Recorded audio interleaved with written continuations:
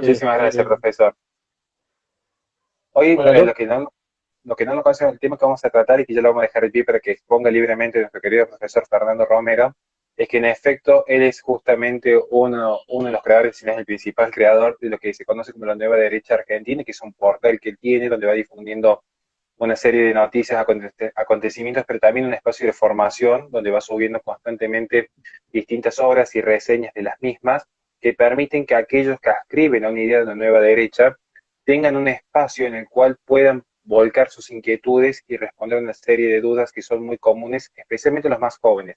Y claramente que tienen un marcado sentido de tradición e identidad nacional que hacen a la Argentina. Y esto me parece que es fundamental cuando estamos hablando en un contexto de que el progresismo internacional tiene como principal escudo justamente una derecha nacional o una derecha identitaria, propia de la posmodernidad que tiene rasgos identitarios, pero una derecha identitaria que se vincula a lo que es la identidad nacional argentina. No es cualquier tipo de identidad, sino la identidad nacional argentina con todo el condimento, no solamente cultural, sino también religioso que hace nuestra nación.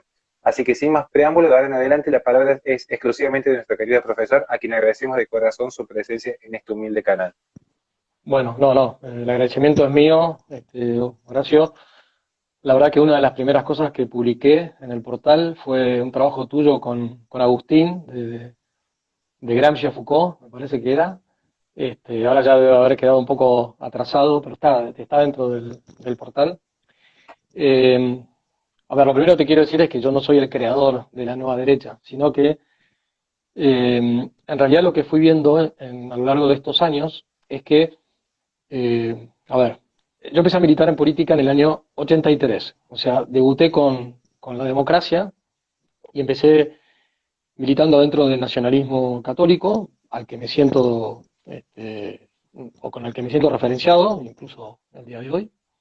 Así que debuté combatiendo al progresismo, al primer progresismo eh, tal como lo conocemos hoy, que fue el alfonsinismo, después del gobierno militar.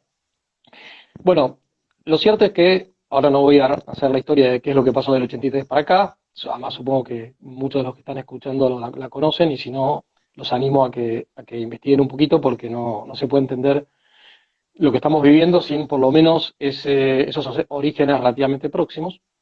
Pero lo que vi es que a partir del año 2003, o sea, cuando aparece el kirchnerismo, es decir, después de la crisis del 2001, la salida de la convertibilidad y la aparición de este fenómeno del kirchnerismo, empieza recién a haber una especie como de reacción en distintos referentes, algunos de los cuales han terminado siendo amigos míos, pero que no todos veníamos de las mismas vertientes políticas.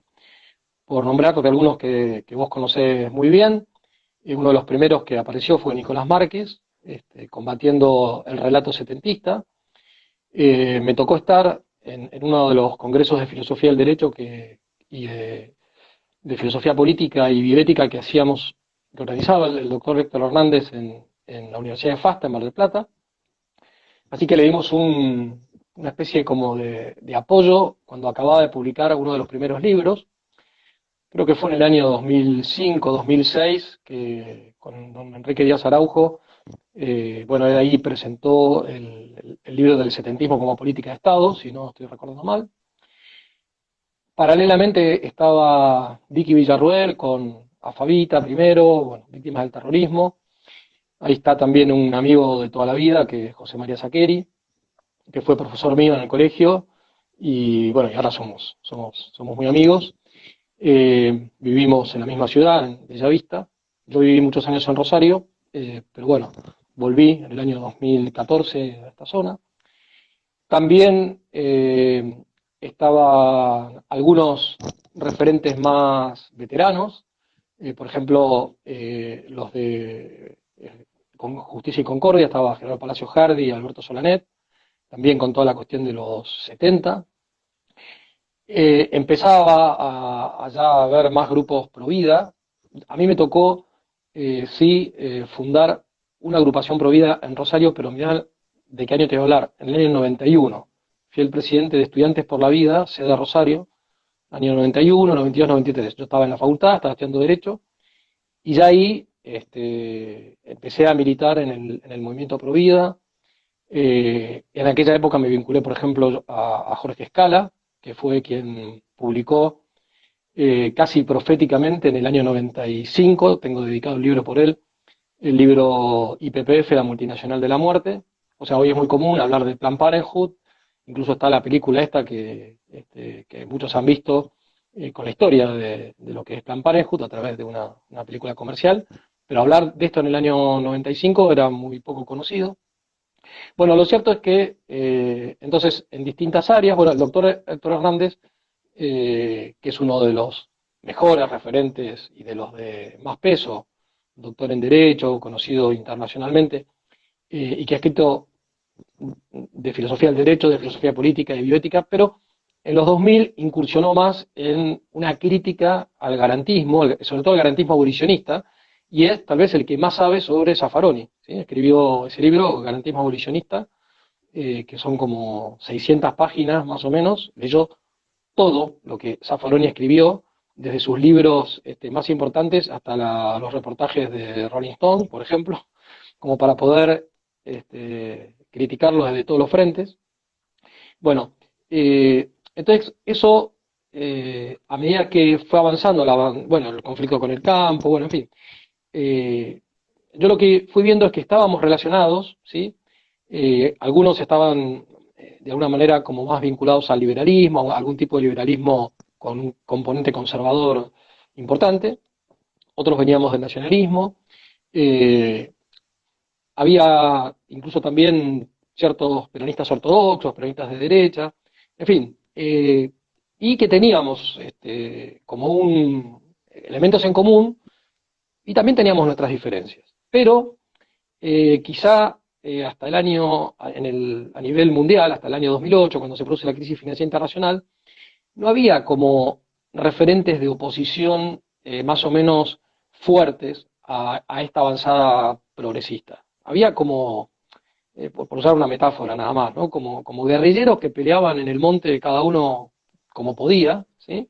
Pero a partir de la crisis financiera internacional, la llegada de Obama al poder en Estados Unidos, empieza a haber reacciones, empiezan a aparecer fenómenos como, no voy a ir cronológicamente, pero bueno, como lo que finalmente fue en estos últimos años Trump en Estados Unidos, Orban en Hungría, Kaczynski en Polonia, el Frente Nacional en Francia, sobre todo, por lo menos a quien más respeto yo, es a Marion Maréchal Le Pen, este, Vox después en España, que arranca también ahí en el 2014, sacando muy pocos votos, y recién el año pasado logra meter 50 más o menos diputados en las Cortes.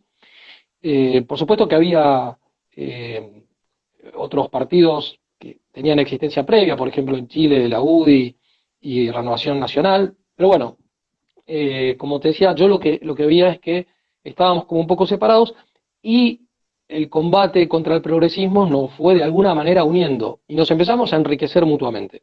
Entonces, se empezó a hablar de esto que es la nueva derecha, se empezó a hablar de los populismos conservadores, de la ola conservadora antiglobalista, en fin, o sea, los nombres pueden haber sido y son de hecho muy variados, ¿sí? Yo elegí el de nueva derecha porque me pareció que era el que podía de alguna manera ser más representativo, ¿sí?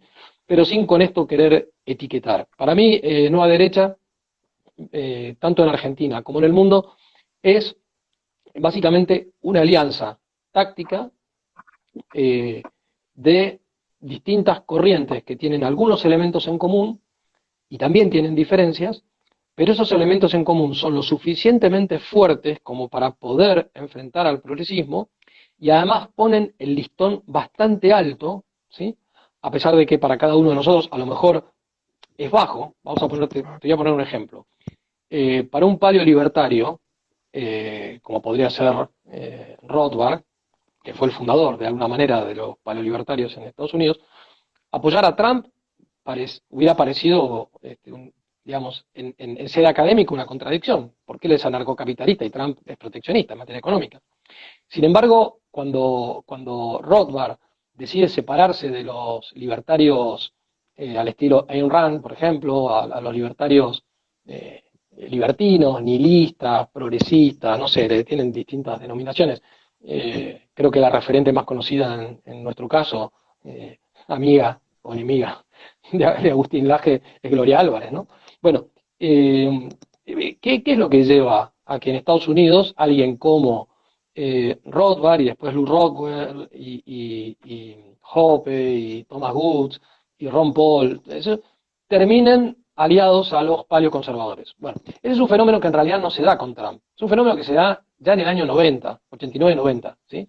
¿Por qué? Porque cuando caen los regímenes marxistas, satélites de la Unión Soviética, aparece un fenómeno en Estados Unidos que es el globalismo pero neoconservador, Bush, ¿no? Es decir, y ¿qué es lo que pasó en ese momento? Que los que hasta el año 89 habían estado unidos porque el enemigo era el comunismo, a partir del año 89-90, sobre todo los conservadores más tradicionalistas y los libertarios más clásicos, dicen, bueno, listo, o sea, ganamos la Guerra Fría, ahora hay que tratar de, digamos, tratar de que Estados Unidos, obviamente sí, lidere de alguna manera la transición hacia regímenes que respeten más las tradiciones culturales, los valores tradicionales, la propiedad privada, etcétera, etcétera, pero de ninguna manera se trata de que Estados Unidos empiece a tratar de exportar un modelo que además se presentaba en aquel momento a través de los intelectuales neoconservadores como Fukuyama, Samuel Huntington, William Crystal, bueno, en realidad antes que William Crystal, Irving Kristol, como el modelo que, perfecto, ¿no? Es decir, era un utopismo. Francis Fukuyama después cambió un poco estas ideas, pero en aquel momento, ya te digo, yo estaba en la universidad y lo que decían era, bueno, hemos llegado a la síntesis perfecta, el capitalismo democrático norteamericano. ¿Qué hay que hacerlo? Exportarlo, ¿sí? Entonces, Rothbard dijo, no, o sea, esto no, esto es un disparate, o sea, esto es un fenómeno propio de nuestra tradición norteamericana, donde incluso tenemos nuestras diferencias y qué sé yo, pero no es un modelo de exportación. Y los paleoconservadores, por ejemplo, Pat Buchanan, pensaba lo mismo. Es decir, la, la, el haberse salido del tradicional aislacionismo norteamericano había sido una cuestión de, en parte por influencia de los demócratas, con Wilson, después de la Primera Guerra Mundial, y por necesidad de enfrentar al comunismo. Ahora, derrotado el comunismo soviético, dijeron, tenemos que volver a casa. Pero no era volver a casa en el sentido de la izquierda, de la nueva izquierda de los años 70, cobarde, cómplice del comunismo, sino volver a casa desde que no tenemos nada que hacer en Medio Oriente, no tenemos que estar por qué cubriéndole las espaldas al Estado de Israel, no tenemos por qué perder hombres, recursos humanos y recursos materiales y nuestro prestigio en provocar, digamos, conflictos que a Estados Unidos le costaron, digamos, tuvieron un precio geopolítico, económico, financiero e incluso de prestigio. O sea, los gobiernos militares en Hispanoamérica tuvieron cierto apoyo, por lo menos en algunos momentos de Estados Unidos, y eso no le redundó necesariamente de manera positiva. Bueno, lo cierto es que en aquel momento ya se produce esa ruptura. Pero hasta el año 2008, los que llevan la voz cantante del globalismo son los neoconservadores. Es decir, ellos ¿qué querían? Digamos, una especie de modelo político universal, limitando las soberanías nacionales. La noción de soberanía limitada la tiene Samuel Huntington ya en el año 75, superando las tradiciones religiosas, pero bajo hegemonía norteamericana, ¿sí? Bueno, eso que sigue existiendo, porque esos grupos tienen sus think tanks, tienen sus revistas, tienen sus intelectuales y siguen teniendo peso en el Pentágono, en la CIA, en el sector del Partido Republicano, pero sin embargo, después del año 2008, con la crisis financiera, el fracaso de alguna manera de lo que fue la primavera árabe y bueno, y todo ese desgaste hizo que se replegaran y entonces apareciera ese otro globalismo, digamos, con un rostro más perverso, ¿no? Ese globalismo progresista, globalismo representado por la Internacional Socialista, por los organismos internacionales, por el Partido Demócrata, en su peor versión, o sea, por un lado la de Obama, pero peor la de Hillary Clinton, digamos, ¿no? Entonces, ahí es como que muchos referentes de lo que era la centroderecha y la derecha empiezan a replantearse lo que ya en Estados Unidos se habían algunos replanteado y otros simplemente habían dicho, bueno, hasta acá llegó la alianza. ¿Sí? El fenómeno digamos, del movimiento conservador en Estados Unidos, donde hasta el año 89 había libertarios, conservadores tradicionalistas, neoconservadores, y llegó a haber en algún momento tradicionalistas católicos al viejo estilo, bueno, eso fue una unión táctica. Eso se rompió, y entonces, en aquel momento, como el enemigo eran los neoconservadores, los paleolibertarios, sobre todo ahí el, el, el, el, el que arma un poco, no intelectualmente, sino desde el punto de vista del armado político, es Rockwell, ¿no? En el Instituto Randolph, me parece que se llamaba. Bueno, eso yo lo seguí porque me interesaba el tema, me interesaba sobre todo la tradición más más propiamente conservadora, pensadores como Richard Weber, como Russell Kirk. Por ejemplo, Russell Kirk en La mentalidad conservadora en Inglaterra y Estados Unidos, que es su tesis doctoral, publicada en castellano por Realpe en el año 56, ya advierte sobre los peligros de la norteamericanización del mundo. Él dice, Estados Unidos puede tener una función, digamos, conservadora en el mundo, o puede tener una función revolucionaria y perjudicial, ¿no? Eso está casi al final de ese libro. Bueno, eso que en el mundo anglosajón era un debate que estaba y que quienes más o menos conocíamos esa cuestión estábamos más o menos al tanto, empieza a influir en los países hispanohablantes o los países latinos recién después del 2008. Y creo que acá empieza como a generarse, a partir de estos referentes a los que te fui nombrando al principio, ante el enemigo que era el kirchnerismo. ¿Sí? Entonces, bueno, algunos, no fue mi caso, pero algunos pusieron su esperanza en que con la llegada del macrismo se pudiera cortar con eso. Los que teníamos ya una prevención mayor ante el fenómeno del globalismo en cualquiera de sus dos vertientes, ¿sí? Obviamente no queríamos saber nada, ni con los Kirchner ni con Macri, digamos, ¿no?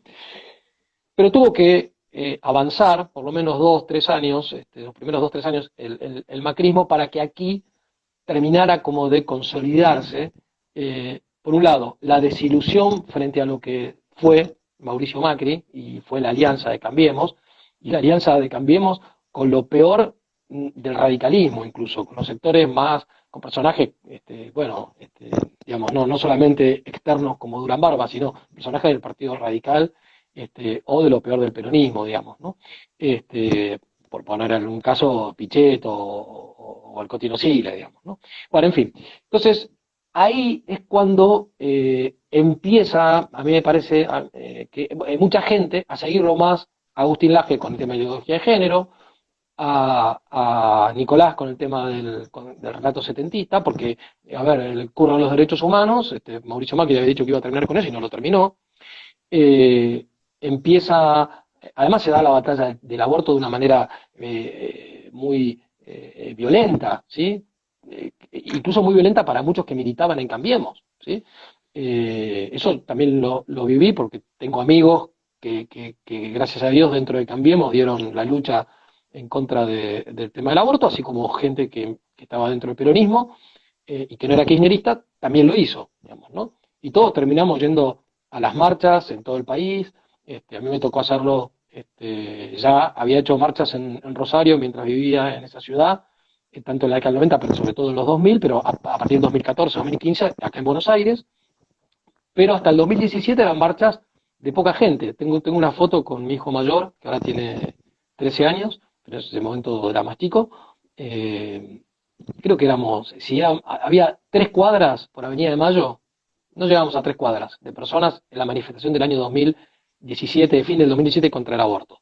El 2018 cambió el panorama. A partir de marzo, con el anuncio de Mauricio Macri de que va a permitir que esto se debata en el Congreso, bueno, no voy a relatar lo que ya todos vivimos, ¿no?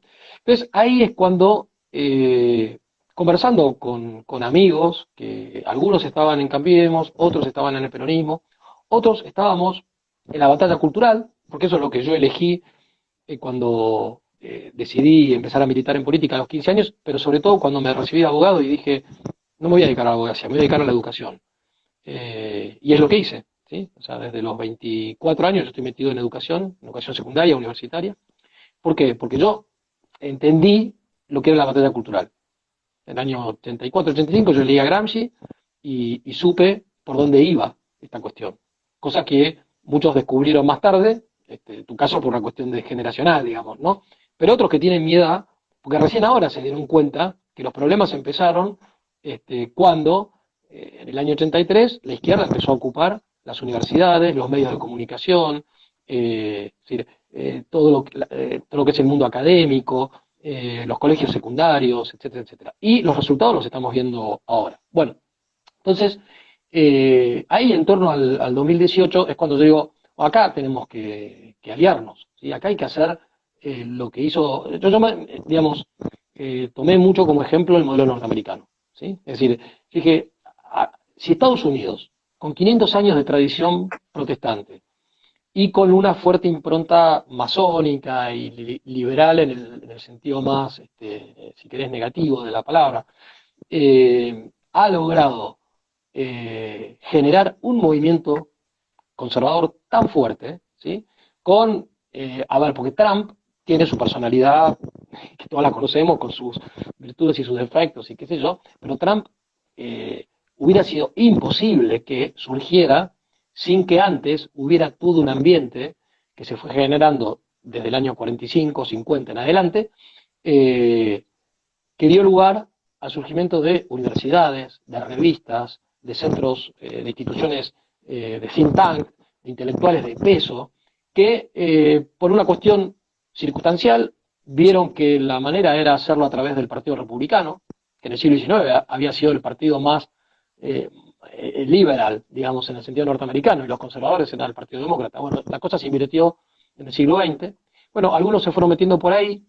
La primera elección la pierden, en la década del 60, cuando Barry Goldwater disputa con Johnson la interna del Partido Republicano, pero es la primera vez en la que ahí están asesorando William Buckley de National Review, Milton Friedman en economía, pero también estaba Brent Bozell, que era un tradicionalista católico, que estaba emparentado con William Buckley y que después va a romper, porque va a decir, no, Estados Unidos está mal parido de entrada, porque Estados Unidos es un país liberal desde los padres fundadores. Bueno, eso va a ser una ruptura que tiene sus fundamentos, según mi visión, pero creo que Russell Kirk estuvo más prudente en no romper la alianza, ¿sí?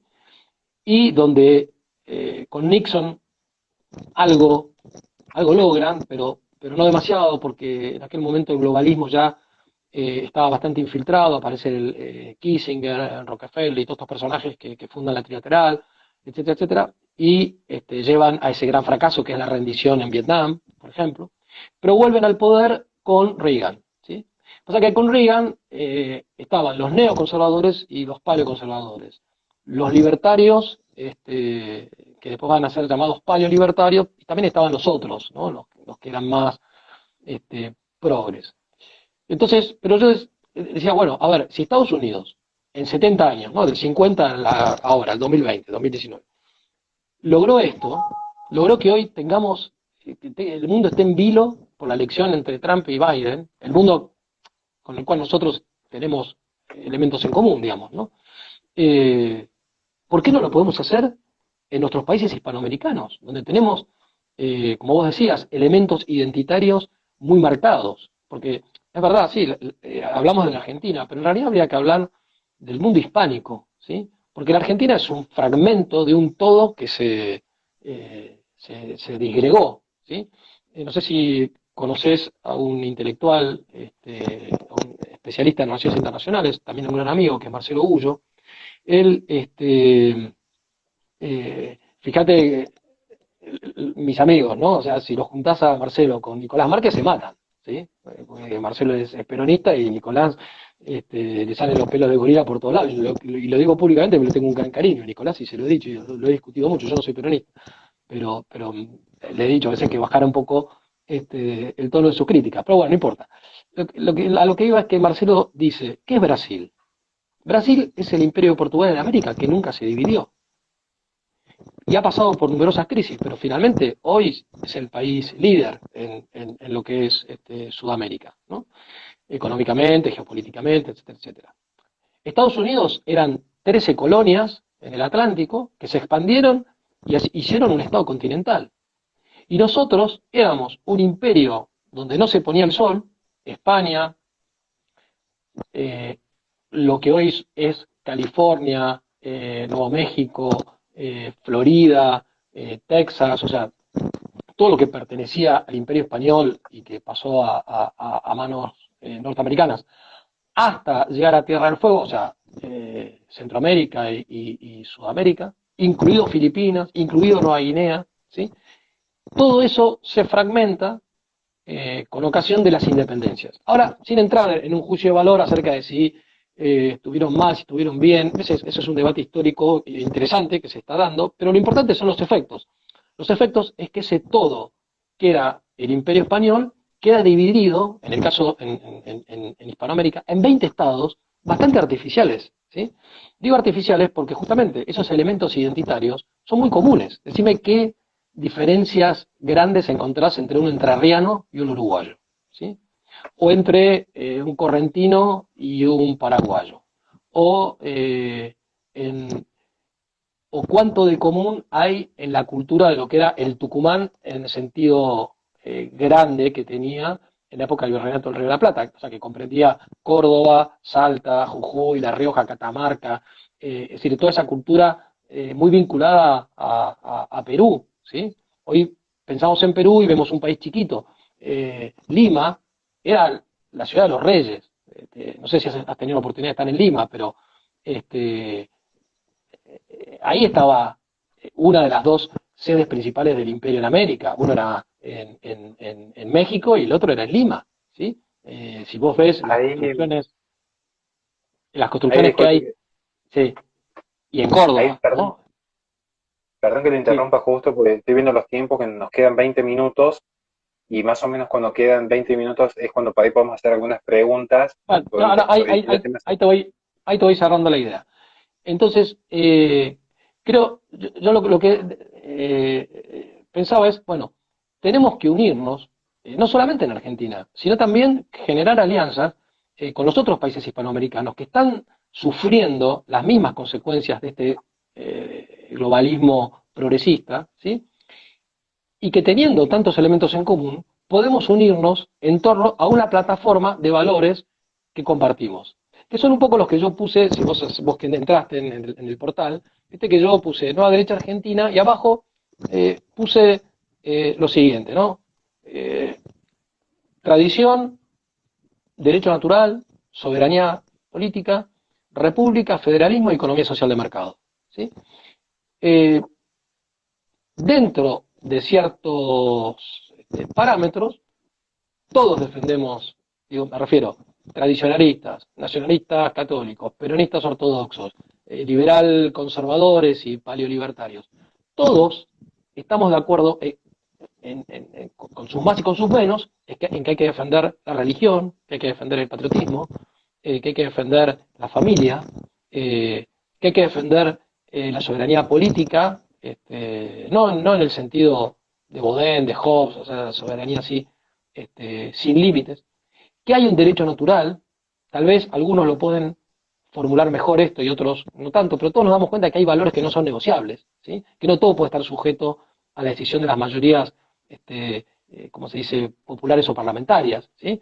Después podremos disentir, un liberal loqueano dirá, bueno, los límites son los derechos individuales, y los tradicionalistas diremos, bueno, están los derechos individuales, también está el bien común, pero estamos de acuerdo en que la democracia no puede ser la democracia de Rousseau, ¿sí? Donde basta que la mayoría decida que esto es bueno para que sea bueno, porque eso es lo que da origen a la democracia totalitaria, ¿no? Que no es un invento, esto que estoy diciendo, la palabra democracia totalitaria, ni es un oxímoron, ni es un invento de un nazifascista. Esto lo dijo un pensador judío, Talmud, ¿no? O sea, la democracia, cuando no tiene límites, es tanto totalitaria como una autocracia totalitaria. Bueno, muy bien. Eh, la república, porque en nuestro caso, nuestra tradición política, por lo menos después de la independencia, es el sistema republicano. En eso, fíjate que en la guerra civil entre unitarios y federales no hubo diferencias. En todo caso, hubo diferencias entre qué modelo de república queríamos. El federalismo, porque también finalmente se llegó a un acuerdo en eso, y la economía social de mercado, ¿por qué? Porque acá yo veo que estamos emberetados entre como dos extremos, ¿sí? Digamos, uno nos ha llevado a la crisis económica que estamos, ¿sí? Que es esa mezcla de populismo del estado de bienestar, ¿sí? Con fuerte influencia keynesiana, fuerte influencia del pensamiento de la CEPAL, etcétera, etcétera, pero también unido a ese capitalismo prebendario, ¿sí? De ciertos empresarios argentinos y ciertos capitalistas extranjeros, transnacionales, que no juegan según las reglas del mercado, sino que están aliados al Estado y consiguen privilegios, ¿sí? Y hacen pasar por economía de mercado eso. De ahí digamos, el gran fracaso del menemismo, por ejemplo, entre otras cosas, digamos, ¿no? Pero el otro extremo sería pensar que el mercado no tenga un marco institucional, moral, cultural e incluso de acción subsidiaria del Estado y los cuerpos intermedios que lo regule de modo tal que, si bien la ley de la oferta y la demanda sea una de las reglas que funcionan en la economía, esté también de alguna manera equilibrada por lo que se llama la ley de reciprocidad de los cambios, es decir, que en el intercambio entre dos personas físicas, dos personas jurídicas, dos estados, no importa, ambos se beneficien y no que uno se aproveche del otro por el mayor poder económico que tiene, o sea la vieja metáfora del zorro libre en el gallinero libre. Y a mí me parece que en ese sentido, entonces, el modelo de la economía social de mercado, dentro de las cuatro grandes escuelas económicas defensoras de la economía de mercado, me refiero a la escuela austríaca, a la escuela de Chicago, a la del Public Choice de Buchanan y la del ordoliberalismo y la escuela de Friburgo, me parece que la economía social de mercado, de Röpke, de Müller-Armack, etcétera, tiene elementos más solidarios y más humanistas, ¿sí? Que la hacen más posible de ser aplicada en un país como la Argentina, como lo fue la Alemania posterior a la Segunda Guerra Mundial con Adenauer, y en la cual podemos coincidir liberales que tal vez en sede académica defenderían una economía de mercado más individualista, pero creo que si les decimos que vamos a pasar de una situación actual donde el gasto público va del 50% del PBI, la carga tributaria es confiscatoria, la deuda externa es de más de 400.000 millones de dólares, y le decimos, mira, vamos a tratar de ir hacia un modelo de economía social de mercado donde el gasto público sea menor, sea más eficiente, donde bajen los impuestos, donde no nos tengamos que endeudar externamente, pero donde el Estado subsidiariamente tenga, por supuesto, sus funciones en materia educativa, en materia de medio ambiente, en materia de salud pública, etcétera, etcétera, pero cambiando el paradigma. O sea, el Estado no tiene por qué tener el cuasi monopolio de la educación, ni lo tiene que tener en materia de salud pública, lo que no quiere decir que vayamos a privatizar absolutamente todo el sistema. Entonces creo que si además a eso tal vez le agregás cierto proteccionismo prudencial en algunas áreas, como pensaba, por ejemplo, Carlos Pellegrini. O sea, hay un sano proteccionismo que no es un invento ni de Chávez ni de Fidel Castro, digamos, no es un invento de Hamilton, uno de los padres fundadores de Estados Unidos, de Liszt en Alemania, y acá de Nicolás Avellaneda, de Carlos Pellegrini, de Alejandro Bunge, de Enrique Uriburu, etcétera, etcétera, ¿no? Creo que en ese modelo podemos llegar a coincidir liberal conservadores, podemos conseguir nacionalistas moderados, peronistas más republicanos, que estén un poco de vuelta del estatismo o del modelo de industrialización, de sustitución de importaciones, etcétera, ¿no? Y entonces hacerle frente tanto al progresismo en cualquiera de sus variantes y también a este capitalismo prebendario que no tiene nada que ver con lo que es una verdadera economía de mercado y con esa falsa derecha que tampoco tiene nada que ver con lo que es un verdadero sistema republicano. Y por detrás los valores de la familia, de la religión, etcétera, etcétera. Eso es lo que para mí es la nueva derecha, ¿sí? No van a coincidir con esto los nacionalistas más reaccionarios o más nostálgicos de la Edad Media, o más integristas, o incluso más estatistas. no van a coincidir los liberales también fundamentalistas, y no coincidirán, bueno, los que están en el peronismo populista pues no importa si es de derecha o de izquierda, digamos, ¿no? Pero el resto, que mientras tengamos un mínimo sentido común, amor a la patria, amor a las instituciones republicanas, amor por los valores, y sentido común en el orden económico, ¿y por qué no vamos a poder estar de acuerdo y hacer algo parecido a lo que es Vox, a lo que es el Frente Nacional en Francia, bueno, etcétera, lo que ya mencioné? Eso es lo que... Entonces yo ya te digo, yo no inventé nada, lo que creo es que hay que articular eso, hay que dialogar más, nos tenemos que conocer mejor, tenemos que aprender a enriquecernos mutuamente, a respetarnos en nuestras diferencias. Yo cuando me junto con Marcelo Gullo no hablo de la Revolución del 55, porque nos matamos. Yo lo refiero a Lonardi, él me dice, la Revolución del 55 fue el segundo Caseros, no, entonces no hablamos de la Revolución del 55, ¿sí? Y si me junto con Nicolás, yo le voy a reconocer una gran cantidad de cosas buenas que tuvo el orden conservador, pero también le voy a hacer una gran cantidad de críticas. Pero no nos ponemos a hablar de eso, no podemos hablar de la década del 70, donde coincidimos un montón de cuestiones. Y no hablamos de rosas, porque él sabe que yo soy rosista, él no lo es, aunque respeta algunos aspectos.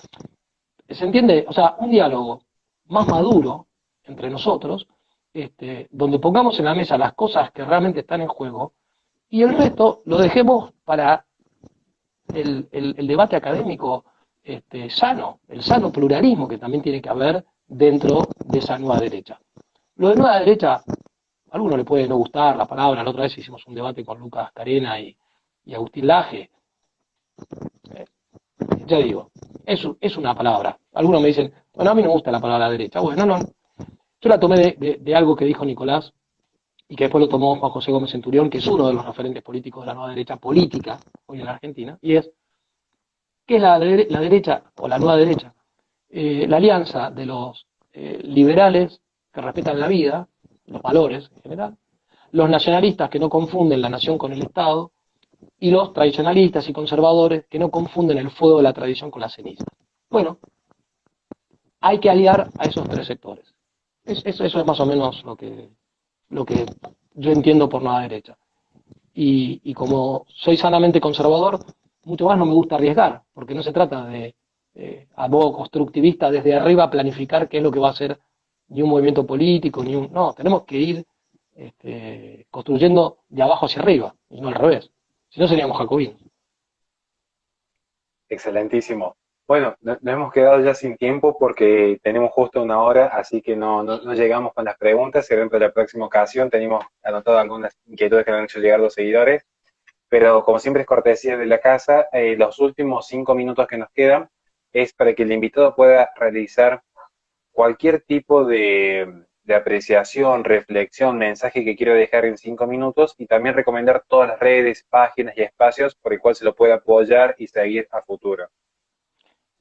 Yo ya hablé demasiado, me parece. Ahora, si es por recomendar páginas, yo les diría que lean Prensa Republicana de Nicolás Márquez, que lean Fundación Libre de ustedes, Debatime de mi gran amigo Andrés Maclin, la de, no sé, ahora porque estaba caída, pero la estaban por arreglar, la del Centro de Estudios Cruz del Sur, la página de Vicky Villarruel, la de Justicia y Concordia, y después, en mi portal, no a derecha, puse enlaces de interés, con páginas de distintos países y de corrientes políticas afines a este modo de pensar.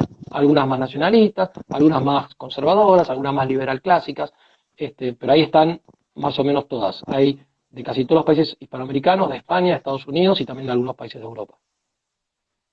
Excelentísimo. Bueno, ya nos estamos quedando ¿Bien? sin tiempo. Muchísimas gracias a todos. Vamos a hacer posiblemente en el futuro un nuevo vivo con nuestro querido profesor. Vamos a tratar de Ningún coordinarlo problema. nuevamente, porque no han quedado un par de preguntas para que ustedes calculen las preguntas que no han quedado dentro del tintero, que llevarían tiempo largo de exposición. Sería, en primer lugar, cómo consolidar justamente un espacio nacionalista dentro de lo que es el catolicismo, cuando también hay católicos de una raíz un poco más reaccionaria o un poco más crítica, que surgen con una crítica que es muy interesante en el ambiente académico, que plantean que Argentina ya es hija de una revolución liberal, por lo tanto cuestionan ya el origen propio de la Argentina, insistimos, es un debate académico muy interesante, a mí me encanta estudiarlo, me encanta profundizarlo porque hay mil respuestas al respecto.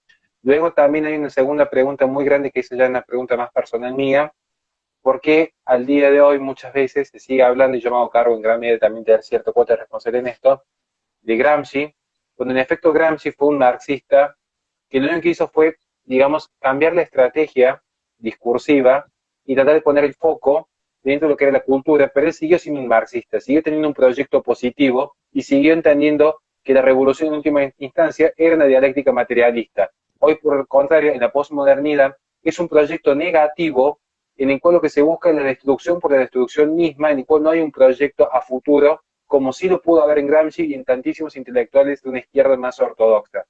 Por ahí tenés el Yo creo que desconstruccionismo, o sea, tenés otras corrientes, este, digamos, más anárquicas. Bueno, en fin, sería largo hablarlo. Y además, no puedes, en esto, vos y Agustín, en algunas cosas creo que hasta saben más que yo, no puedes hablar solamente de Gramsci, tenés que hablar de Foucault, tenés que hablar de los posmodernos, tenés que hablar de Laclau, tenés que hablar de Chantal Mouffe. Digamos, se ha ampliado mucho el espectro de lo que es el progresismo y, por supuesto, un marxista ortodoxo tampoco está de acuerdo con esto.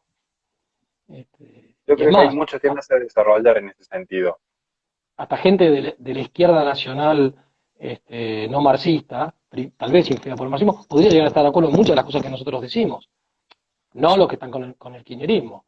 Pero bueno, yo no tengo ningún problema que hagamos otro programa. Y a quienes están, que les mando un saludo a todos, a quienes me están escuchando, yo no tengo ningún problema en que me escriban al portal o que me escriban a mi correo personal, que te lo dicto, o se los dicto, es F. Romero Moreno, 1492, el año del descubrimiento de América, @gmail.com. Me escriben y yo ahí ya también les puedo pasar links, les puedo pasar mis otras, o sea, el celular, la cuenta de Twitter, la de Facebook, etcétera, etcétera. Así que para que no tengan que esperar a otra vez en que vos me puedas llamar. No tengo ningún problema en que se Perfecto. pongan en contacto conmigo. Bueno, muchísimas gracias. Entonces ya estamos llegando al final. Como le digo, nos han Maurito, quedado tres grandes preguntas, que era respecto a la conciliación del espacio católico dentro de lo que son los espacios más reaccionarios. La segunda pregunta respecto a lo que es la posmodernidad como proyecto de destrucción negativo que se aleja del marxismo, que tiene un proyecto positivo. Y la tercera pregunta que nos queda también analizar es quizás indagar un poco más en términos de lo que es el globalismo, porque la ruptura de la mitad del siglo XX, que marca un antes y un después en los proyectos de geopolítica, por ahí quedarse solamente con los fenómenos del ecologismo, el feminismo en forma aislada y no entender que por detrás ya había un proceso que se venía gestando desde Wilson y desde ciertas políticas que exactamente. vemos Y antes, aparecer con Marga de Sangre en antes. 1916 y que incluso muchas ya estaban gestándose no solamente filosóficamente desde el siglo XVI con Descartes, sino también que tienen un culmine en la Revolución Francesa, cuando toman el mito de buen salvaje y ese modelo de exportación de la democracia global y la hermandad y fraternidad a nivel universal, que viene a ser un ataque directo a lo que es un principio conservador básico, que es reconocer la naturaleza caída del hombre y poner a la ciencia y la razón como una diosa que va a dar un paraíso terrenal que ya se perdió desde el origen propio de la humanidad. Así que hay muchos temas para seguir desarrollando a futuro. Bueno, Horacio, cuando vos quieras, nos hablamos y me parece que son muy importantes para aclarar y para aclararlos académicamente, ¿sí? Porque esto que vos decías recién implica hablar, por ejemplo, de la masonería. Pero hay que hablar de conspiraciones sin conspiracionismo, porque hay mucho amarillismo dando vueltas. Pero Coincido totalmente. no se puede hablar de estas cosas sin hablar de la Revolución Francesa, sin hablar de la masonería, sin hablar de la Ilustración. Así que bueno, cuando vos quieras, yo estoy Bueno, disponible. muchísimas gracias de corazón. Gente, nos estamos viendo el lunes de 6 a 9 en Play FM, en La Resistencia, y de lunes a viernes a las 11 de la noche en todos los vivos de Instagram. Recuerden que la semana que viene tenemos invitados de lujo, que